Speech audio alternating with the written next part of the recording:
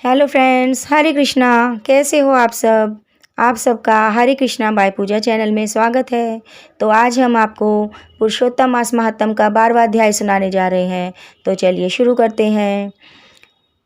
शंकर के चले जाने पर वह बाला कांतिहीन श्वास पर श्वास लेती हुई भयभीत होकर आंखों में आंसू लाकर रोने लगी।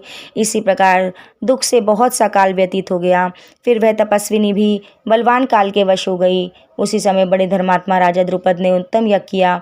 उस यज्ञ कुंड में से एक कन्या उत्पन्न हुई। वही मेधावी ऋषि की कन्या दूसरे जन्म में राजा द्रुपद की पुत्री द्रौपदी नाम से संसार में विख्यात हुई। सो यह राजा द्रुपद के स्वयंवर में मछली की आंख बीनने पर अर्जुन को मिली। हे नारद, पुरुषोत्तम का नादर करने से दुष्ट दुशासन ने इनके बालों को पकड़कर खींचा, परंतु उस समय वह बारंबार मेरे नामों को याद करने लगी। श्री कृष्ण कहने लगे कि यदि द्रौपदी को मैं भूल ही गया था तो भी मेरे को स्मरण आई, और हे राजन, मैं तत्काल ही गरुड़ पर चढ़कर आया और उनके अनेक प्रकार से खींचे हुए चीर को इतना बढ़ाया कि दुशासन उसको खींचता हुआ सच अचेत होकर गिर गया। सदैव मेरे से स्नेह करने वाली और पतिव्रता को पुरुषोत्तम मास के अनादर से मैंने भी उसको त्याग दिया। पुरुषोत्तम मास का तिरस्कार करने वाली को भी मैं भी त्याग देता हूँ। इसीलिए सब प्रकार से पुरुषोत्तम मास ऋषियों और देवताओं के भी सेवन योग्य है। फिर मनुष्य को तो अत्यंत ही मनोवांछित फल देने वाला है। इसीलिए इस आने वाले पुरुषोत्तम मास की आराधना करो। 14 वर्ष पूरे हुए, अब सब कुछ अच्छा ही होगा। श्री नारायण कहने लगे। इस प्रकार श्री कृष्ण द्रौपदी और पांडवों को समझाकर द्वारकापुरी जाते हुए बोले, हे राजन, अभी विरह से व्याकुल द्वारिकापुरी को मैं जा रहा हूँ। ऐसा कहने पर भगवान प्रेम से मग्न हो पांडु पुत्रों को धीरे धीरे लौटाकर द्वारकापुरी को चले गए।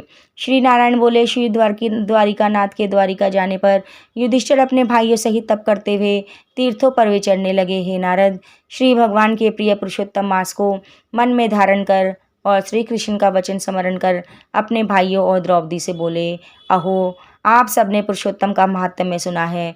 पुरुषोत्तम को बिना पूजे कोई कैसे सुखी रह सकता है। इस लोक में वही पूज्य है, वही धन्य है, वही श्रेष्ठ है जो अनेक प्रकार से भगवान पुरुषोत्तम की पूजा करता है।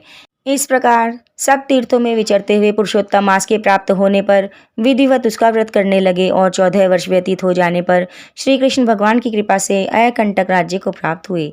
इसी प्रकार सूर्यवंशी राजा दृढ़धर्मा भी पुरुषोत्तम के सेवन के पुत्र और पौत्रों तथा अनेक प्रकार के सुखों को भोग कर योगियों को भी अति दुर्लभ भगवान के लोग चले गए। बोल पुरुषोत्तम मास की जय। बोल बाके बिहारी लाल की जय। पुरुषोत्तम मास का 12वां अध्याय यही समाप्त होता है। दोस्तों, अगर आपको मेरा वीडियो पसंद आए तो इसे लाइक, शेयर और सब्सक्राइब करना ना भूलें।